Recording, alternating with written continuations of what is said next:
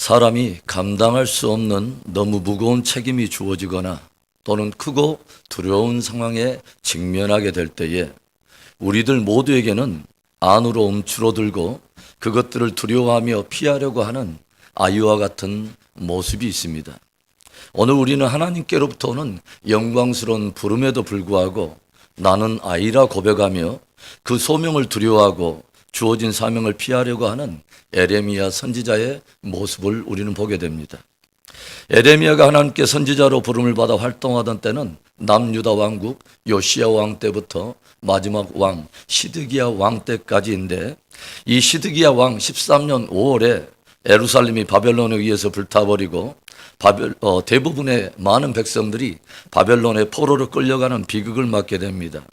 에레미야는 말 그대로 남유다 왕조의 최고의 위기 상황 속에 선지자로 부름을 받게 된 것입니다. 오늘 본문의 배경이 되는 말씀을 제가 한번 읽어드리겠습니다. 1장 13절부터 16절의 말씀인데요. 여호와의 말씀이 다시 내게 임하니라. 이르시되 내가 무엇을 보느냐? 대답하되 끓는 가마를 보나이다. 그 윗면이 북에서부터 기울어졌나이다 하니, 여호와께서 내게 이르시되 재앙이 북방에서 일어나 이 땅의 모든 주민들에게 부어지리라. 내가 북방 왕국들의 모든 족속들을 부를 것인즉 그들이 와서 예루살렘 성문 어귀에 각기 자리를 정하고 그 사방 모든 성벽과 유다 모든 성읍들을 치리라. 여호와의 말이니라. 무리가 나를 버리고 다른 신들에게 분향하며 자기 손으로 만든 것들에 절하였은즉 내가 나의 심판을 그들에게 선고하여 그들의 모든 죄악을 징계하리라. 하나님께서는 계속해서 범죄하고 우상숭배에 빠지며 불순종하는 유다 백성들을 되돌이키기 위해 많은 선지자들을 끊임없이 보내고 주변 나라들을 통해서 끊임없이 징계도 하지만 더욱 그 수위가 높아져가는 저들의 강파감과 불순종으로 인하여 이제 마침내 심판을 결정하시고 최후의 경고를 에레미야 선지자를 통하여 통첩하려고 이 선지자를 불렀다고 하는 것입니다. 그런데 에레미야는 이 하나님께로부터 오는 선지자로의 부름 앞에서 나는 아이라 말할 줄을 모르나이다, 두려움 가운데 이렇게 고백을 하고 있는 것입니다. 여러분, 왜 에레미야는 두려워하고 있을까요?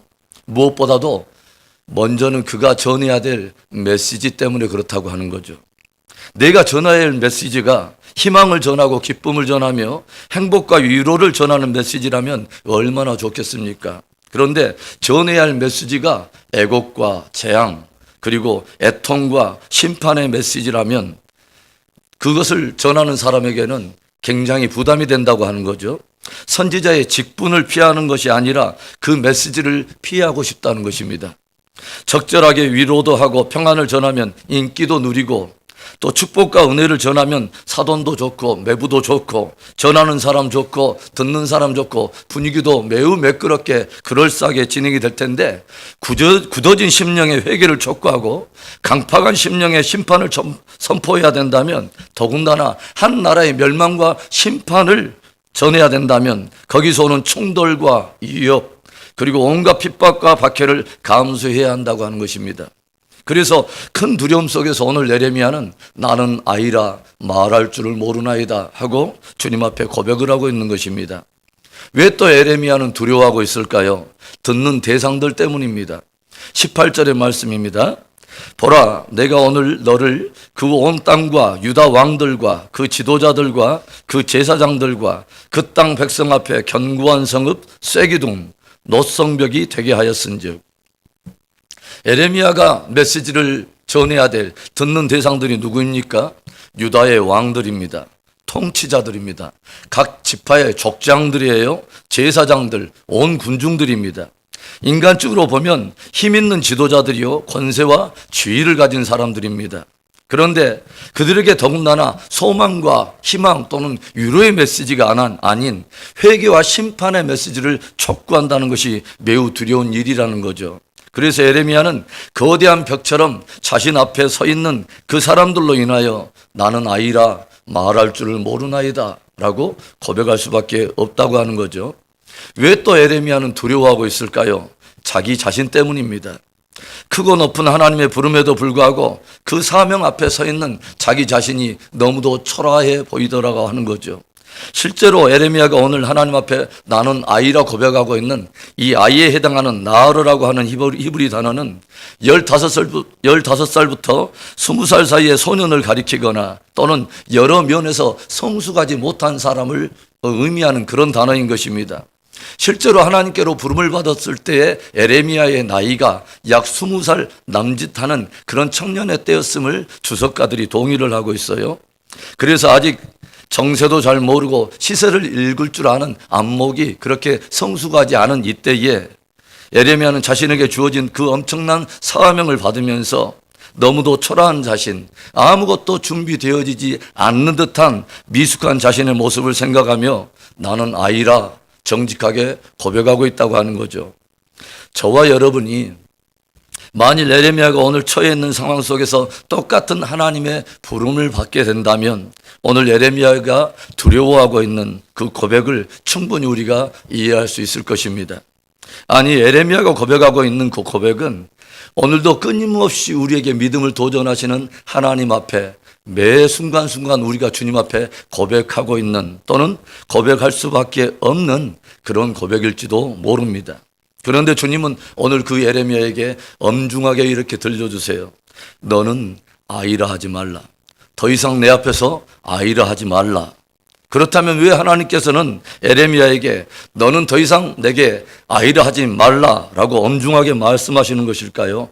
왜 주님은 오늘 끊임없이 주님의 거룩한 믿음의 도전 앞에 나는 아이라고 고백하고 있는 저와 여러분들 향해 더 이상 너희는 내 앞에서 아이라 하지 말라라고 엄중하게 우리를 도전하시며 또 엄중하게 우리를 또 이렇게 도전해 오시는 것입니까? 첫째로 하나님의 부르심에는 후회하심이 없기 때문에 그렇습니다. 5절의 말씀을 봅니다. 내가 너를 모태에 짓기 전에 너를 알았고 내가 배에서 나오기 전에 너를 성별하였고 너를 여러 나라의 선지자로 세웠노라. 하나님의 부름 앞에 나는 아이라 말하는 에레미야에게 하나님께서 무엇을 말씀하십니까? 내가 너를 모태에 짓기 전에 너를 이미 알았고 내가 배에서 나오기 전에 너를 성별하였으며 너를 이미 열방의 선지자로 세웠다고 하는 것입니다. 주님, 무엇인가 사람 잘못 본 것 아닙니까? 저는 이제 갓 20살 청년입니다. 시세를 읽을 줄도 모르고요. 어떤 상황만 만나면 움츠러드는 아이와 같은 존재입니다. 그리고 왜 하필이면 이런 상황입니까? 저에게 다소 맞는 수준의 편안한 그런 형편과 상황이라면 몰라도 바람 앞에 놓인 등불처럼 조국이 멸망의 위기에 놓여 있는 바로 이때 제게 맞는 수준의 말씀을 도전하셔야지. 그리고 왕들에게 전하라니요. 지도자들에게, 제사장들에게, 족장들에게 전하라니요. 주님, 제가 제 자신을 잘 아는데 사람 잘못 보신 것입니다. 저는 그런 수준의 사람이 아닙니다.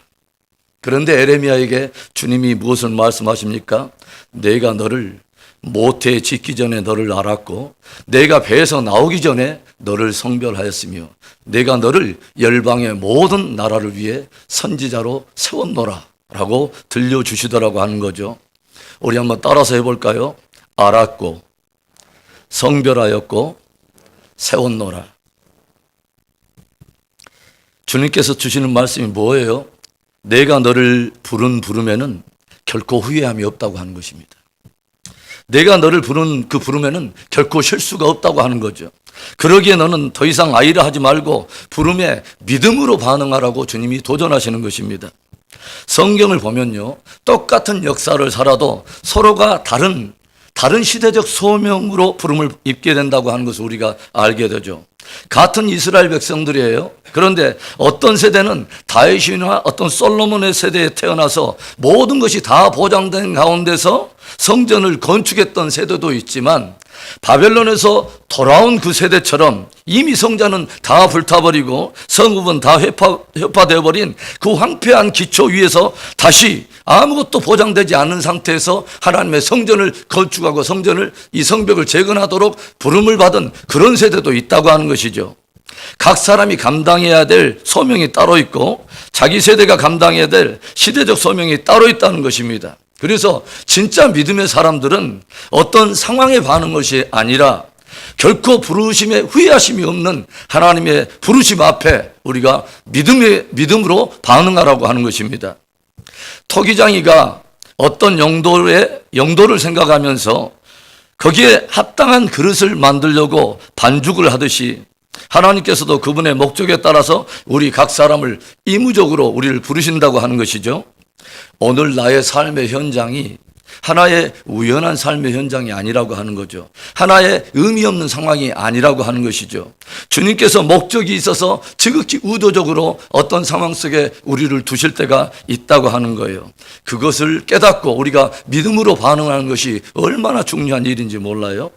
오늘 내가 만나는 사람들이 그냥 우연한 만남이 아니라 하나님의 어떤 의도를 가지고 우리에게 붙여주신 사람이며 그 사람도 복음을 드려야 할 어떤 그런 하나님의 섭리가 있기 때문에 내게 붙여준 그런 사람이라고 하는 것들 우리가 깨닫는 것이 얼마나 중요한 일인지 몰라요. 그냥 내가 아이와 같은 존재가 아니라 주님께서 바로 이 때를 위해서 복중에서 나를 짓고 또 태중에서 구별하셔서 특별한 목적을 위해 오늘 지극히 의도적으로 나를 부르셨다고 하는 거기에 대한 믿음의 반응이 얼마나 중요한 일인지 모릅니다. 내가 일하고 있는 자리가 그냥 먹고 살아야 되니까 그냥 하루하루 할 수 없이 살아가는 그런 자리가 아니라 그 일을 통해서 하나님께 영광을 올리도록 하나님께서 우리를 그 삶의 현장에 부르셨다고 하는 것들을 우리가 깊이 반응한다면 얼마나 우리의 삶의 현장에는 차원이 다른 믿음의 열매들이 맺히게 될까요? 그냥 내 자녀니까 양육해야 되니까 할 수 없이 그냥 양육하는 그런 자녀가 아니라 그 마음에 하나님을 경외하게 하여 이웃과 세상을 변화시키고 다가오는 세대를 어떤 예비하기를 위한 우리의 자녀들을 그렇게 믿음의 군사로 세우기를 원하는 비전을 가지고 우리의 자녀들을 양육한다면 우리의 자녀들의 삶 속에 얼마나 차원이 다른 그런 아름다운 열매가 맺게 될까요?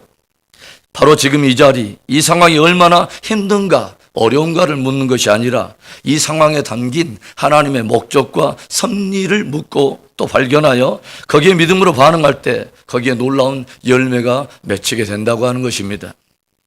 바울과 실라가 복음을 전하다가 빌립보 도성에 들어갔을 때 거기에서 귀신 들려 점치는 계집종 하나를 만나게 됐을 때 이때 바울이 그 계집종에게서 귀신을 내쫓으니까 이 아이 때문에 그동안 짭짤하게 수입을 올리던 이 계집종의 주인이 분노하면서 사람들을 선동하죠. 그래서 바울과 실라는 억울하게 몰매를 맞고 법정에 끌려가 마침내 옥중에 갇히게 됩니다. 그런데 바로 거기에서 성경은 우리에게 놀라운 모습 하나를 보여주죠.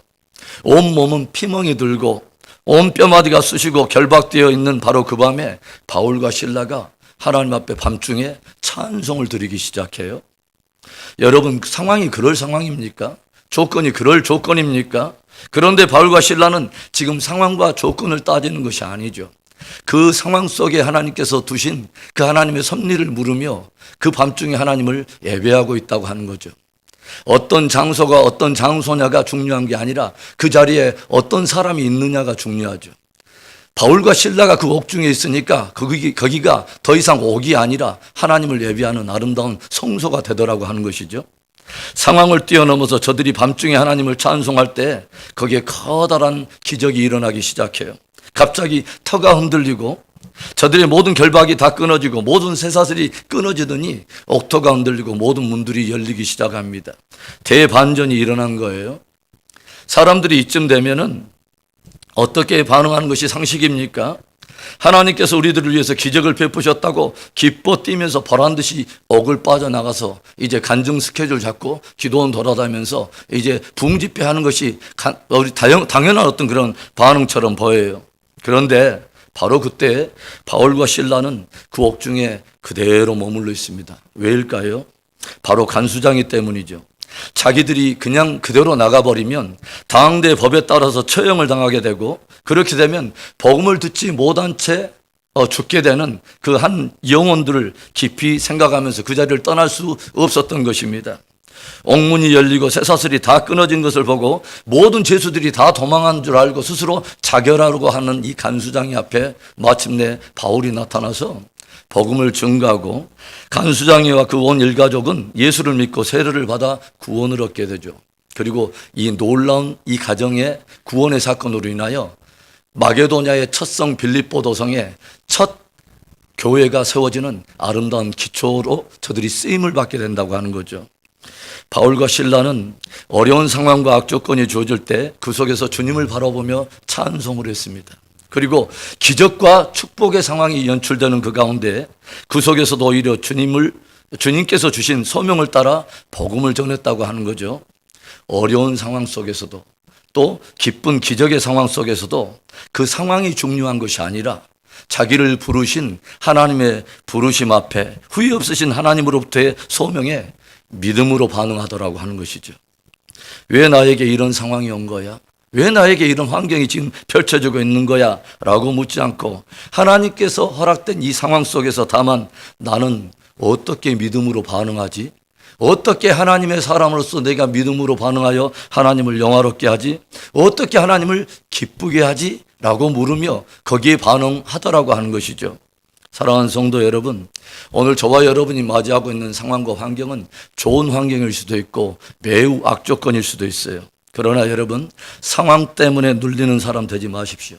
주어진 조건 때문에 두려워하는 사람이 되지 마십시오. 하나님께서 그 자리에 여러분을 심으신 소명을 깨닫고 담대하게 믿음으로 반응하는 은혜가 있기를 바랍니다. 내가 너를 복중에서 알았고 태중에서 구별하였으며 너를 열방의 선지자로 세웠노라. 하나님이 우리를 부르신 부름에는 결코 후회함이 없으십니다. 너는 아이라 하지 말라. 더 이상 아이라 하지 말라. 주님의 음성을 듣고 모든 상황 속에서 믿음으로 반응하여 주님을 영화롭게 하는 저와 여러분 되기를 주의 이름으로 축원합니다.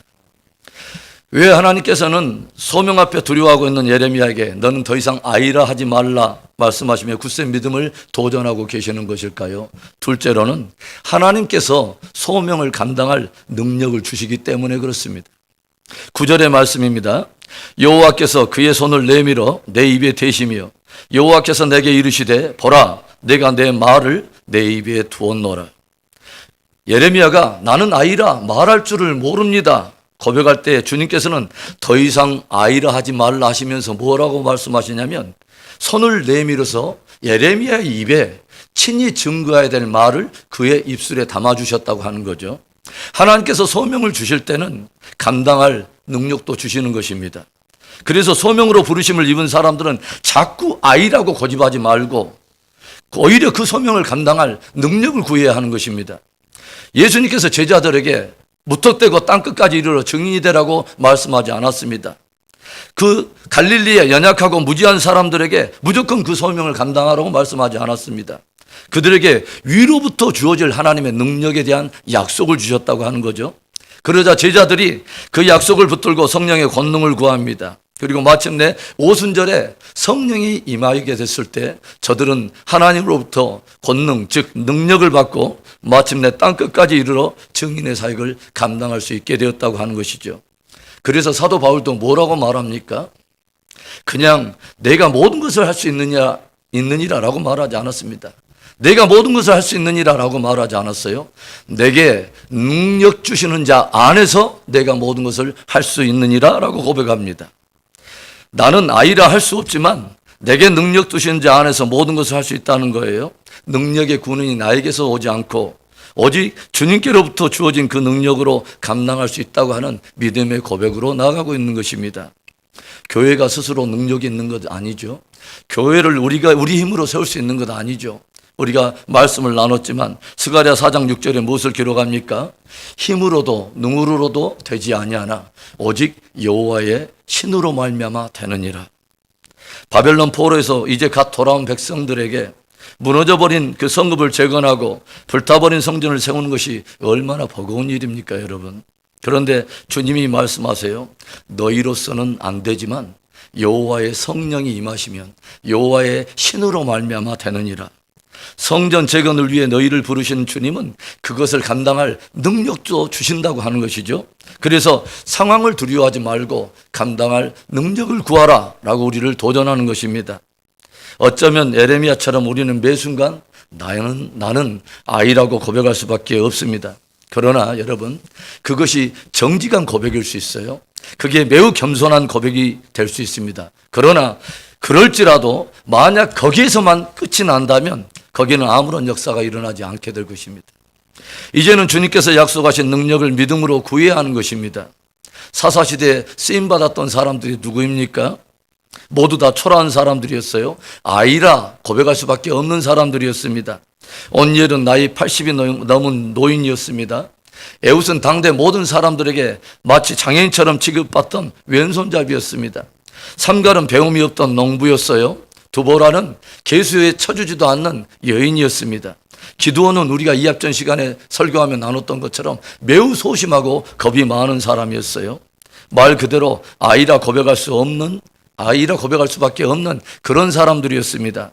그런데 저들은 정직한 고백, 겸손한 고백이라고 할 수 있는 나는 아이라고 말하는 바로 그 고백에서만 끝나지는 않았다고 하는 거죠. 이제는 주님의 능력을 구했고 주님이 주신 능력에 사로잡혀서 한 시대 민족을 구하고 나라를 구했던 놀라운 일에 쓰임을 받는 사람이었다고 하는 것이죠. 나는 아이지만 주님께서 부르실 때는 감당한 능력도 주신다고 하는 것을 우리가 믿고 주님께 그 능력을 구하는 사람들이 얼마나 귀한 사람들입니까? 그래서 주님께서 우리에게 기도의 약속을 주신 것이 아닙니까? 구하라 주실 것이요, 찾으라 찾을 것이요, 문을 두드리라 너에게 열릴 것이니라. 여러분, 내가 누구냐, 그리고 하고자 하는 일이 크냐 적냐, 그 일에 장애물이 있느냐 없느냐, 그 장애물은 또한 얼마나 크냐 적냐, 그것이 중요한 것이 아닌 것입니다. 중요한 것은 그분이 누구이냐가 중요한 것입니다. 나를 강하게 하시는 그분이 누구이냐가 중요한 것입니다. 출애굽 1세대는 대적을 보았습니다. 그리고 그들 앞에 놓여있는 자신들도 보았어요. 그리고 스스로 메뚜기 자상에 빠진 채 더 이상 아무런 믿음의 진전을 하지 않았습니다. 정직하고 겸손한 고백도 중요하지만 그 수준에서 끝나면 안 되고 이제 믿음의 고백을 통해서 나아가야 된다고 하는 거죠. 만일 그 수준에서만 끝나게 된다면 그 세대는, 그 사람은 결국 믿음 없는 불순종의 세대, 불순종의 사람으로 그냥 남게 되는 것입니다. 출애굽 2세대 역시 대적을 보았습니다. 그리고 자기 자신들의 초라함도 보았습니다. 분명히 아이입니다. 메뚜기입니다. 그러나 저들은 그 수준에서 끝나지 않고 저들을 능히 강하게 하실 하나님을 바라보았습니다. 그리고 하나님의 약속에 주목했습니다. 그리고 저들은 주님 주신 능력을 입고서 약속의 땅 가나안을 정복한 그 땅을 기업으로 차지하게 되는 영광의 세대가 되었습니다. 주님께서는 오늘 선지자의 소명 앞에서 나는 아이라, 나는 아이입니다 라고 말하는 에레미야에게 너는 더 이상 내 앞에서 아이라 말하지 말라. 너는 더 이상 내 앞에서 아이라 하지 말라. 내 말을 너의 입에 두었노라 라고 말씀하십니까? 주님께서 부르실 때는 감당할 능력도 주십니다. 사랑하는 성도 여러분, 오늘 혹 감당할 수 없는 그런 환경과 상황 앞에서 위축되어 있습니까? 거대한 어떤 벽처럼 놓여있는 문제 때문에 답답하십니까? 오늘도 우리를 부르셨을 뿐만 아니라 부르시는 자가 또 능력도 주심을 우리가 깊이 믿기에 이것을 구하여 모든 상황을 돌파하는 귀한 승리가 우리 모두에게 있기를 주의 이름으로 축원합니다. 왜 하나님께서는 하나님의 부르심 앞에 아이라 말하는 에레미야에게 너는 더 이상 아이라 말하지 말라 하시며 굳센 믿음을 도전하시는 것입니까? 마지막 세 번째로는 우리가 순종할 때 하나님께서 우리와 함께 하시기 때문에 그렇습니다. 19절의 말씀, 그들이 너를 치나 너를 이기지 못하리니 이는 내가 너와 함께하여 너를 구원할 것임이니라 여호와의 말이니라. 하나님께로부터 소명을 받고 또 사명의 현장으로 나아가지만 그런다고 해서 거기에 고난이 면제되고 거기에 어려움이 없는 것이 아닙니다. 거기에는 여전히 충돌이 있고 여러 가지 위협 요소가 있고 많은 핍박이 있을 수 있습니다. 그러나 분명한 것 하나는 우리가 진실로 내 마음을 하나님의 약속에 고정하고 순종으로 나아가기 시작할 때 반드시 하나님께서 함께 하신다고 하는 것입니다. 하나님이 이기게 하신다는 거예요. 하나님이 구원하신다는 것입니다. 에레미야가 하나님의 부름에 순종하여 말씀을 전할 때 많은 위기가 찾아왔습니다. 구덩이에 빠지기도 하고 왕의 위협을 받기도 하고 거짓 선지자로부터 뺨을 맞고 동족으로부터 매국노라고 오해를 받고 핍박을 받게 됩니다. 조국이 침몰할 바로 그 위기의 때에 시련을 감수하면서 선지자 사역하는 것이 어찌 쉬운 일이라고 말할 수 있겠습니까? 그러나 그럼에도 불구하고 순종하는 에레미야를 하나님께서는 계속해서 지키시고 그 일을 끝까지 감당하도록 주님께서 그와 함께 하심을 우리가 경험하게 되죠. 우리가 보게 되는 것이죠. 에레미야도 쉽지 않은 시대에 소명을 받았지만 다니엘과 같은 사람도 역시 바벨론으로 끌려가서 전혀 언어와 문화가 다른 곳에서 사명을 감당했던 사람입니다. 바로 그곳에서 그가 보여준 순종의 모습이 무엇입니까? 그 제국 산하에서 이제부터는 왕이 아닌 그 누구에게라도 구하는 자에게는 그를 사자굴에 쳐넣으리라고 하는 왕의 조서에 어인이 찍힌 것을 이미 알고서도 다니엘이 보여주는 것이 무엇입니까? 하루에 3번씩 여상하게 예루살렘을 향하여 창을 열어놓고 하루에 3번씩 감사하며 기도했다고 기록을 하고 있습니다. 그리고 생명을 불사한 다니엘의 순종에 대해 하나님께서는 사자굴에 던져진 다니엘의 생명을 건지시고 이 일로 온 바벨론 제국에 하나님의 영광이 높이 들리며 어인이 찍힌 왕의 조서가 변해버리는 한 나라의 영적 기류를 바꿔버리는 어마어마한 일들이 일어난 것을 우리가 보게 되죠. 순종할 때 하나님은 함께 하십니다. 두려워하는 에레미야에게 오늘 너는 더 이상 아이라지 말라 하시며 하나님께서는 여러 약속을 들려주십니다. 10절의 말씀, 보라 내가 오늘 너를 여러 나라와 여러 왕국 위에 세워 내가 그것들을 뽑고 파괴하며 파멸하고 넘어뜨리며 건설하고 심게 하였느니라 하시니라.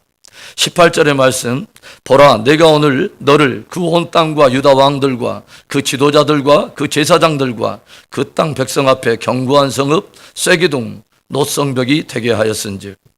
하나님께서는 에레미야를 통해서 열방을 뽑고 파괴하기도 하며 파멸된 또 어떤 세대를 다시 일으켜 세우기도 하고 건설하는 하나님의 도구로 사용하기를 원하시고 또 많은 유력자들 앞에서 그를 견고한 성읍, 견고한 쇠기둥, 노성벽이 되게 하시겠다고 말씀하십니다. 이제 에레미야에게는 2가지 선택이 주어진 것이죠. 계속 아이임을 고집하며 아이로 남을 것인가, 아니면 순종하여 견고한 노성벽으로 쓰임을 받을 것인가. 이제 예레미야에게 이 선택이 남아있는 것이죠. 순종을 하게 되면 하나님께서 예비하신 그 능력도 경험할 것이고 예비하신 영광도 맛보게 되겠지만 불순종하면, 믿음으로 반응하지 않으면 그냥 아이로 남게 된다고 하는 것이죠.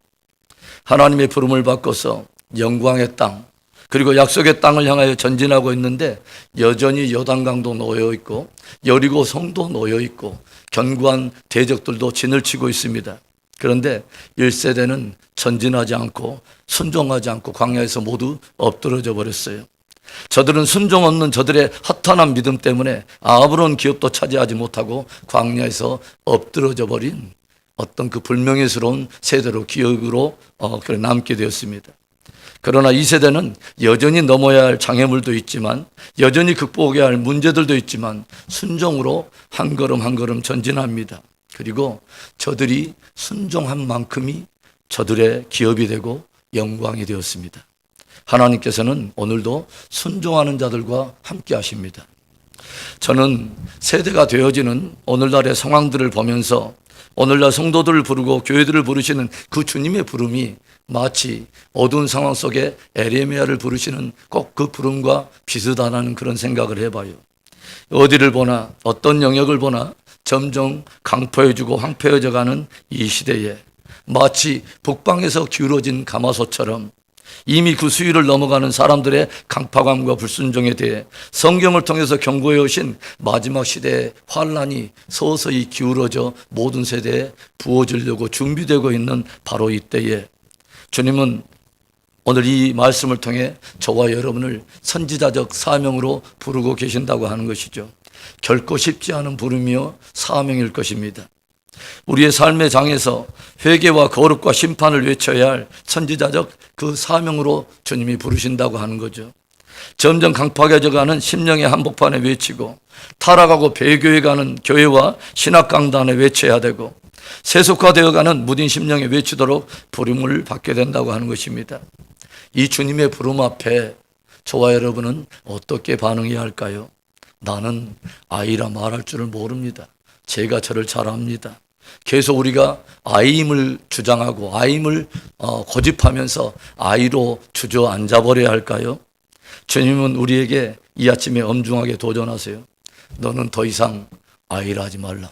너는 더 이상 아이라 하지 말라. 왜요?